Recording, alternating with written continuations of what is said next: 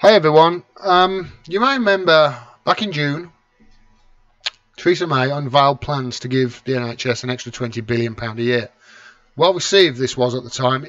Still not enough. Not nearly enough. Extra £20 billion a year is not enough. But it was well received, and obviously anything extra for the NHS is welcome. The article said this at the time: the NHS in England is to get an extra £20 billion a year by 2023 as a 70th birthday present. Theresa May says, "Oh, what do you do? Giving it a birthday present."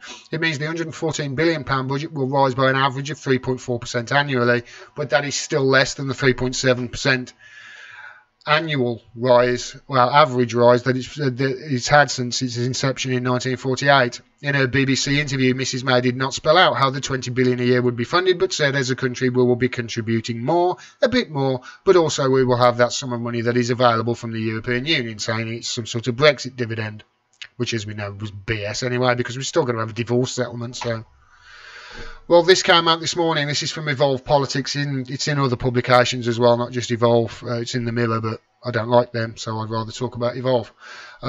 Shocking Tory cock-up means the NHS to face £2.7 billion of additional cuts at a time when it needs more.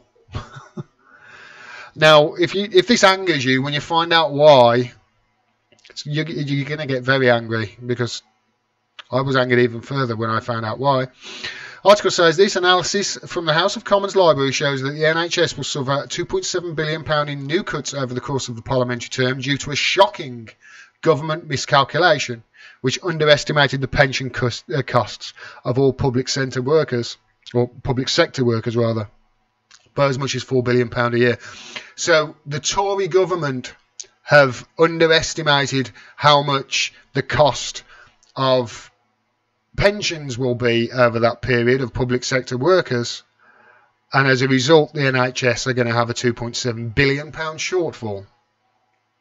So that £2.7 billion that was going to, obviously could have, paid for machinery, could have paid for staff, could have paid for nurses, doctors, training, blah blah blah blah blah, it now has got to go into pensions to cover for a shortfall. The government has offered to cover additional costs for departments for just 1 year. Oh, well done, government. Leaving the NHS to find 2 years of additional pension costs totaling £2.7 billion before the next election. That's the equivalent of nearly 62,000 nurses.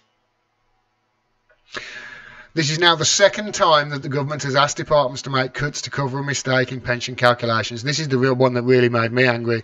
The latest round comes in addition to nearly £4 billion of cuts that the government departments were forced to make in the 2016 budget, when the government made the same mistake. So they made the same mistake just 2 years ago, and now they've done it again, costing the NHS another £2.7 billion. They couldn't run a piss up in a brewery, this Tory government couldn't. They really couldn't. The initial announcement was snuck out in a statement late on Thursday, 6th of September, when Parliament wasn't sitting. Of course, you put out bad news as quietly as possible, meaning that billions of pounds in further austerity measures have not received parliamentary scrutiny. In the written statement, the Chief Secretary of the Treasury, MP Elizabeth Truss. If you wonder why I'm laughing, MP Elizabeth Truss, who's Chief Secretary of the Treasury, if you don't know who that is, just Google her name and watch any 2 minutes of any interview that she's ever done, and you will quickly find out that the Chief Secretary to the Treasury is not qualified to be Chief Secretary to my local sports complex, let alone the Treasury of the country. She's a joke, is what she is. She dropped the bombshell that the NHS would be facing more cuts by saying, quote, "Early indications are that the amount employees pay towards the schemes will need to increase." No. Okay. What that means is we cocked up, it's our fault, and the NHS is going to foot a £2.7 billion bill as a result of it. That's not quite how she words it there. This is because of proposed changes to the discount rate, which is used to assess the current cost of future payments from the schemes to reflect the Office for Budget's Responsibility long-term growth forecasts. Yada, yada, yada. Yeah, we made the same mistake 2 years ago, but we don't care, we did it again. She goes on there to say that, there'll be a spending review, and we might,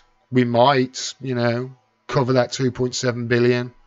In other words, if the media and the people of the country don't jump up and down and make a song and dance about it, they're not going to get a penny, and they can whistle for the 2.7 billion.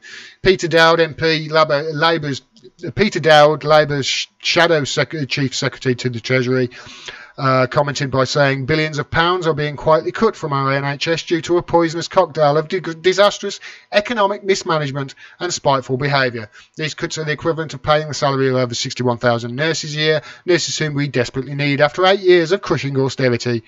In our NHS, the Chancellor must immediately own up and commit to meeting these extra costs, not just to push them onto a slashed and struggling public services. All this just goes to show you cannot trust the Tories with our NHS. Here, I second that. You cannot trust the Tories with the NHS.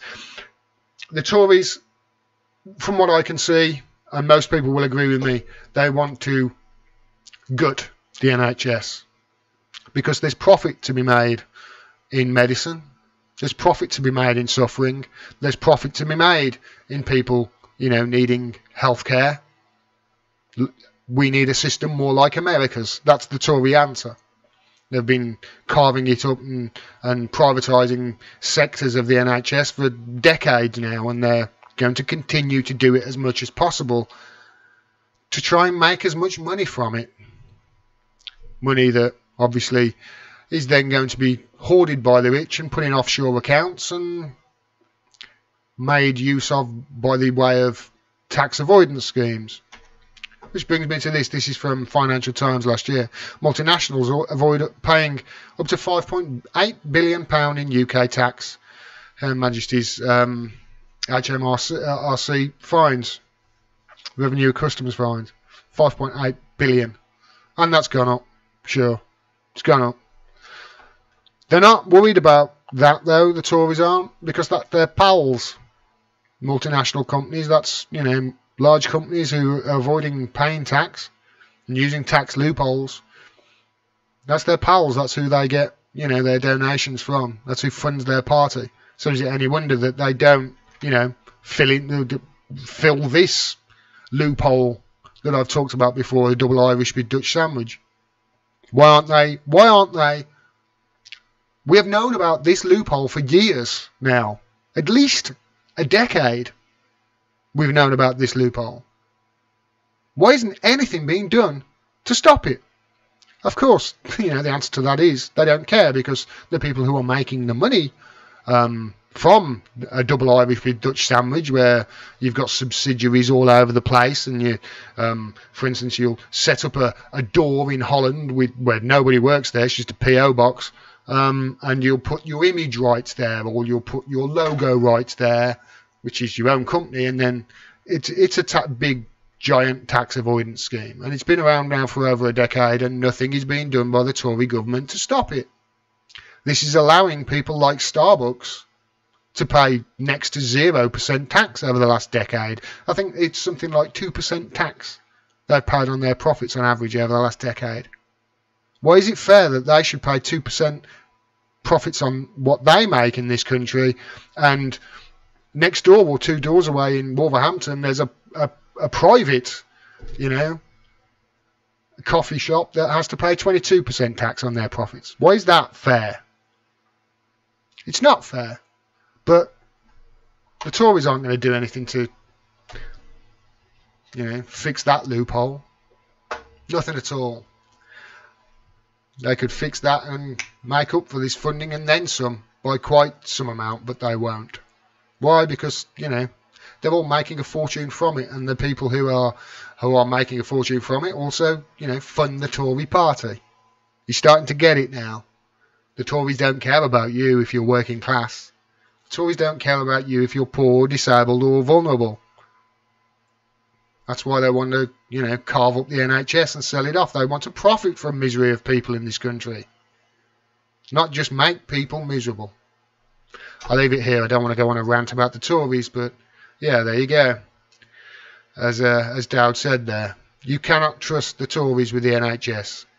We need a new government, quick, because otherwise the NHS is going to be beyond repair by the time we do. If you like this video and you want to see more, please subscribe and click the bell below. Independent voices like mine are being censored across all social media platforms by large tech companies at the behest of governments who don't like the fact that people like me are out there getting more popular, telling the truth and ruining their propaganda. Unfortunately, they come after us monetarily as well, so we have to rely on our audience to fund our work. So if you can support independent media, do so. I've left a link to my Patreon down below, and you can sign up to it for as little as $1 a month, and every dollar helps. I cannot stress that enough. Thanks very much for your support. Until next time, peace and take care.